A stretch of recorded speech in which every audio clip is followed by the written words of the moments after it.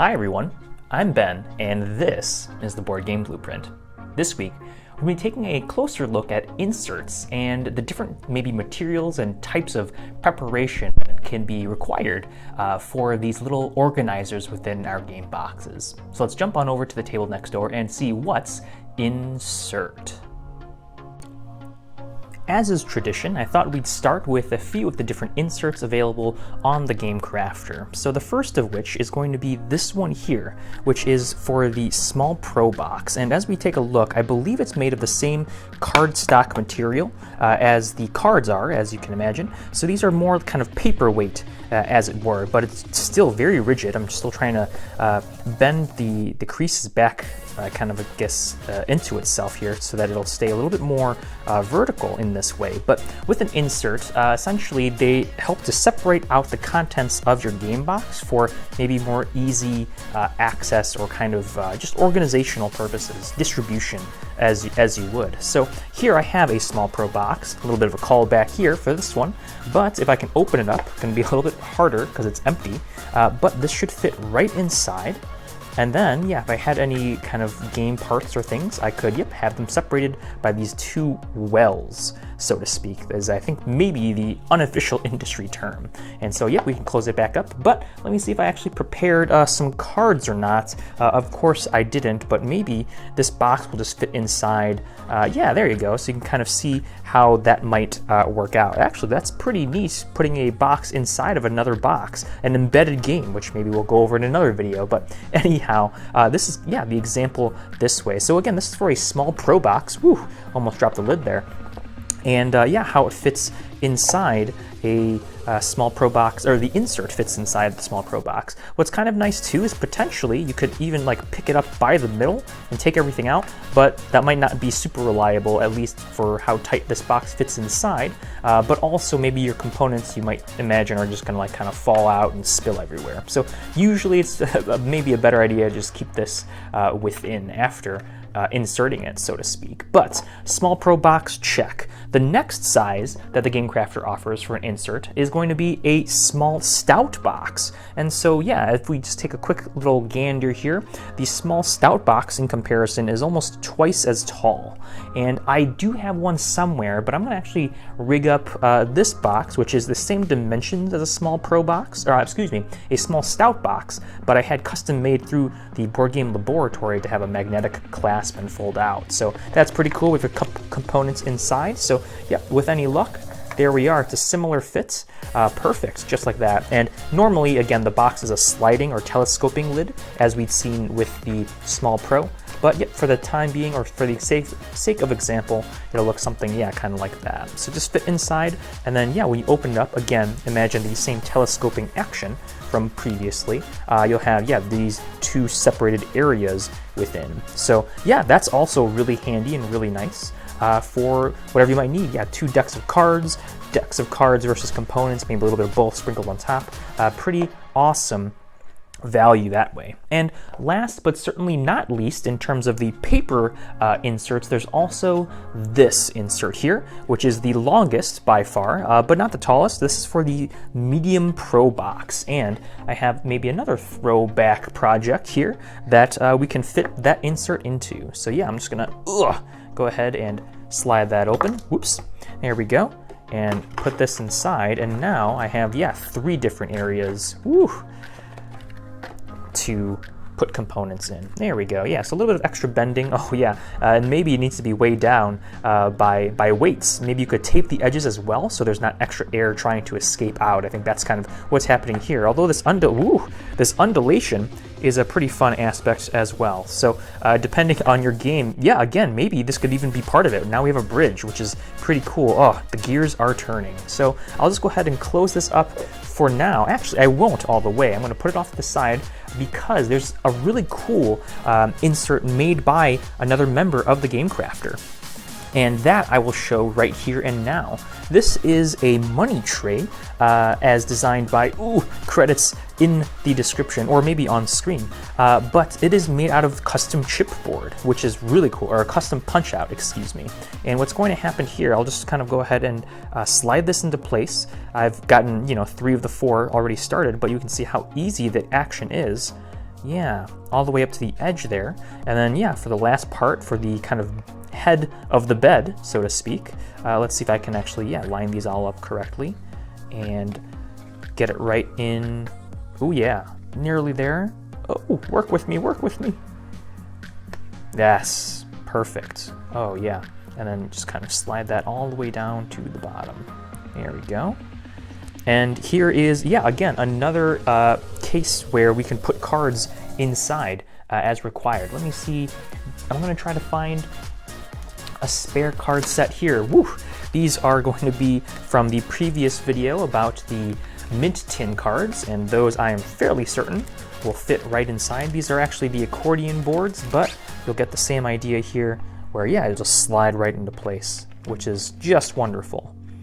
Okay, perfect. And the best part about this is that it's actually sized to fit inside that medium pro box that we were talking about. Here's the lid, here's the bottom. I'll just yoink this one out for the quick time being, and then, yeah, slide it inside. Perfect. That is cool. Absolutely. You can have the board underneath, components, kind of have this buttoned to the side there, maybe something just right in the side to keep it from sliding around too much, but the weight is going to, yeah, again, help with the lid being removed also. So let me see here. There you go. Practically seamless. And that is just an awesome, awesome solution that I want to definitely be incorporating to maybe a future design. I've seen a few games like Baron Park that use the extra or additional chipboard from the tiles left over to kind of separate the box, which is really neat. And so I think, yeah, for the second segment, we'll just show off a couple games that have inserts of their own as well. The first game of which is going to be a favorite of mine, Sushi Go. This is a simple card drafting game. The box itself is actually a tin, but inside we have a rulebook and a plastic insert, a thermoformed insert, if you will. So I'm just going to go ahead and show off what that looks like here. This is probably, yeah, mass-produced with a crazy machine that has a mold. This plastic fits on top of it, and then they have a vacuum that sucks all the air and presses in whatever the mold design is. So in this case, we actually have the Sushi Go logo along with Game Rights, the publishers. But these are really cool too, and very lightweight. Although, because it is plastic, a lot of people are maybe straying a little bit away from this manufacturing process. We'll see kind of what happens in the next few years, but maybe there are other materials. And in fact, I think we can show that in the next example here. So I'll just put all these back. Whoops. And yeah, some inserts have cool finger holes, which is great for, yeah, as you can see, kind of to pick things up and out of. I think I'm just trying to put too many cards in at once at a funky angle. That's why they're not totally sitting in there super well. Ah, perfect. There it is. Whew. Okay, and then here's the other one. I guess I don't have to show this part on camera, but here we are anyway, for the satisfaction, the very satisfying closure that way. All right, so the second game that I'll go ahead and use as an example here is going to be Ninja Camp. And I may have shown this game off once before, a long time ago, but this insert is actually going to be kind of chipboard as well, which is really cool. So yeah, it's just, again, two separate wells, two different areas, oops, so to speak. And if we just remove everything, we can show off what that looks like. But as you can imagine, after showing off what the Game Crafter is capable of, it's a very similar model or mechanic, I guess, it would be one way to phrase it. Let's see here. Put these off to the side, and if we remove and release, yeah, it is a chipboard component, and they have, yeah, it looks like some really cool folding action, which I wish I came up with on my own. That gives it extra rigidity, and yeah, these two ends actually keep the center upright, which is really great. Luckily, this box does have extra room to accommodate that spine. Your games may not necessarily, and again, the Game Crafters don't necessarily accommodate for this, but you could order your own and yeah, have it kind of custom printed, I believe. If not as a blank insert itself, you could order a custom cardstock and then make up your own, which would be super thematic and fun. So there we are, that's the Ninja Camp insert here. And let's see, where did I put that lid? I wouldn't worry about it. Oh, it's over here, but that's totally okay. What is also over here, I misspoke earlier, there is kind of one more insert adjacent component on the Game Crafter, and that's going to be this tray. I believe it's just called a tool tray or a component tray, but this actually has a lid on it too, so that's pretty nice for, again, yeah, making sure when the box is shaking around during transit, in the car trunk, or in the back seat, front seat even, that nothing inside the box gets carried away, literally. So yeah, there's like possibilities of lids and things here. I believe these are in limited supply on TGC now, but if you had like a fishing tackle box game, sort of, which we talked about with the container episode, you might, yeah, be interested in something like this that will keep everything all nice, neat, and organized. But the very last component or example of an insert that I'd like to show is actually not from the Game Crafter or any gaming company, print-on-demand company. It is a print-on-demand company. This is from Moo, which specializes in business cards. And what's interesting about this insert is that it's made out of material that I don't actually know what it is. So yeah, I ordered a few business cards some time back. Maybe I'll order a few more in the near future. But what's cool about, yeah, this insert, excuse me, is I believe it's made out of some kind of recycled material. So yeah, removable.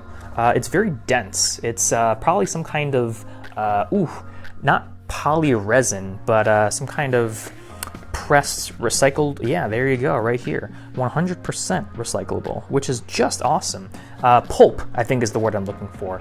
Similar to the old avatars and other components from TGC. So I want to say that, yeah, this is really, really great. A lot of electronics, I think, actually have inserts that are similar to this, which is a pretty cool move, and I don't know exactly if all game manufacturers will necessarily support or offer this material, but I think it's a really great one.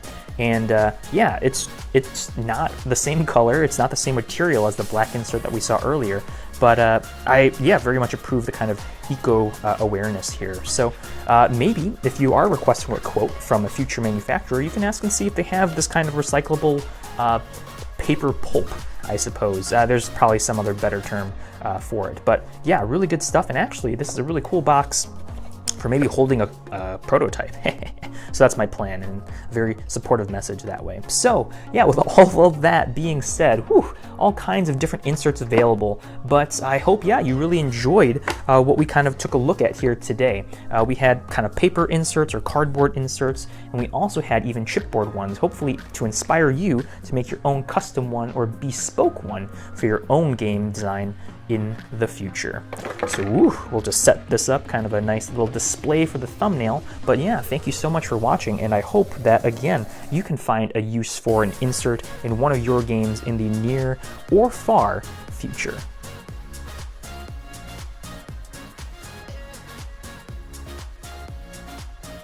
And that's a few thoughts on these different types of inserts for our favorite types of games, and how hopefully they could even be used as a mechanical function or feature implemented within the gameplay itself. If you like this video, please go to thumbs up, hit that subscribe button, and click that bell icon so you can stay notified when the next video goes up. As always, I'm Ben. This has been another episode of the Board Game Blueprint, and together, let's build something great.